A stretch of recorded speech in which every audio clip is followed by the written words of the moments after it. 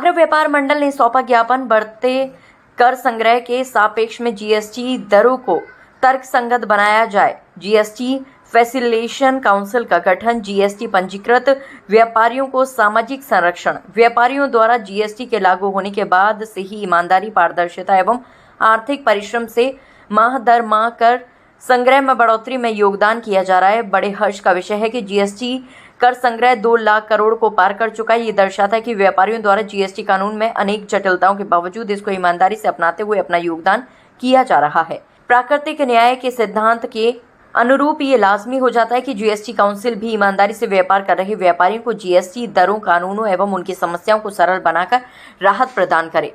इसी संदर्भ में आगरा व्यापार मंडल व्यापारियों की लंबे समय से चली आ रही मांगों पर आपका ध्यान आकर्षित करना चाहता है।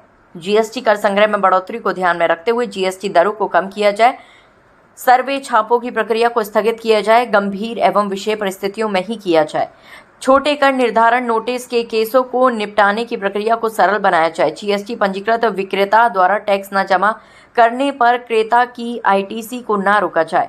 जीएसटी पंजीकृत व्यापारियों से खरीदे हुए माल का भुगतान न करने पर क्रेता के खिलाफ जीएसटी में 6 माह के कानून 16(2) ऑफ सीजीएसटी 2017 को और सख्त बनाते हुए जीएसटी फैसिलिटेशन काउंसिल बनाए जाएं और सजा का प्रावधान किया जाए। जीएसटी पंजीकृत व्यापारियों को आयुष्मान कार्ड का लाभ दिया जाए।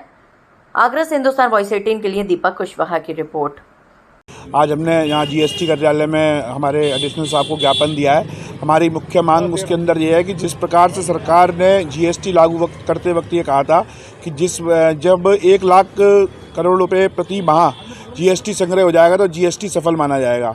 अब लगभग 25 लाख करोड़ रुपए प्रति वर्ष जीएसटी के रूप में सरकार के पास कर आ रहा है और अब सरकार को निश्चित तौर पर व्यापारियों की और जो जीएसटी अदा करते हैं उन लोगों को राहत देनी चाहिए, करों की दर कम करनी चाहिए और जीएसटी के जो विभिन्न प्रावधान हैं, जैसे कि हमारी माननीय अध्यक्ष जी ने कहा कि सबसे ज़्यादा दिक्कत का विषय जो आईटीसी का मैटर है उसके लिए कठोर कदम उठाने चाहिए और व्यापारी को राहत प्रदान करनी चाहिए। जब ये जीएसटी लागू हुई थी तो सरकार का एक आह्वान था कि जिस दिन 1 लाख जीएसटी हो जाएगी उस दिन हमारा सरकार का लक्ष्य पूर्ण हो जाएगा। आज व्यापारियों द्वारा, उपभोक्ताओं के द्वारा 2,37,000 तक का आंकड़ा पार कर दिया गया है। अब व्यापारी ये चाहता है कि जो 28% है, 18% है, इसको कहीं ना कहीं करके राहत देनी चाहिए। कई चीज़ें ऐसी हैं जिनमें जो डेली यूज़ की हैं उनमें 28% टैक्स है, उसको भी कम कर देना चाहिए क्योंकि जब आपका लक्ष्य पूरा हो गया है तो उसको ज़रूर जनता को राहत देनी चाहिए। दूसरी हमारी मांग ये है कि आयुष्मान भारत कार्ड 70 वर्ष से ऊपर की आयु वालों को मिल रहा है, जबकि टैक्स व्यापारी दे रहा है और अगर व्यापारी बीमार है तो उसके लिए कोई राहत नहीं है।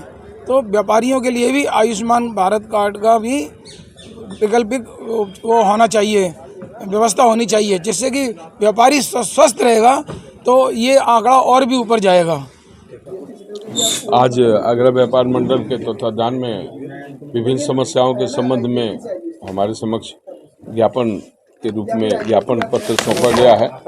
इसको हम उत्तर प्रदेश शासन के माध्यम से जीएसटीएन और केंद्र सरकार को भेजने का काम करेंगे और हमें पूरा विश्वास है कि इसमें जो उचित मांग है उनका निराकरण जीएसटीएन और केंद्र सरकार के माध्यम से हो पाएगा। उस संबंध में विभिन्न स्रोतों से और यहाँ के अधिकारी भी क्षेत्रों में जाकर भ्रमण करते हैं, जिनके माध्यम से आगरा में हर महीने लगभग 1000 रजिस्ट्रेशन हो रहे हैं हर प्रति माह। तो जो फर्जी रजिस्ट्रेशन कराते हैं उन पर क्या कार्रवाई होती है? फर्जी रजिस्ट्रेशन उनका कैंसिलेशन होता है और जो आईटीसी या टैक्स का इवेजन किए होते हैं उन मामलों में कार्रवाई करते हुए डिमांड निकाली जाती है, उनके प्रॉपर्टी से, बैंक खातों से या अन्य जहां से पता चलता है वो वसूली कार्रवाई की जाती है। व्यापारियों का कहना है कि जो फर्जी रजिस्ट्रेशन करा के उनकी मांग हमारे बहुत पड़ती है, ये कहाँ तक है? कुछ मामले या कुछ समस्याएं विधिक हैं जिनके संबंध में वो उत्तर प्रदेश शासन के माध्यम से केंद्र सरकार को ज्ञापन के माध्यम से प्रेषित किया जाएगा। देखिए, जीएसटी कार्यालय पे इसलिए हम लोग आए हैं। सरकार बार बार कहती है, अधिकारी कहते हैं व्यापारी करावंचन करता है, व्यापारी टैक्स नहीं देता है, कुछ नहीं। आज सरकार के हवाले से, देश के वित्त मंत्री के हवाले से 2,37,000 करोड़ 31 मार्च तक राजस्व इकट्ठा हुआ है।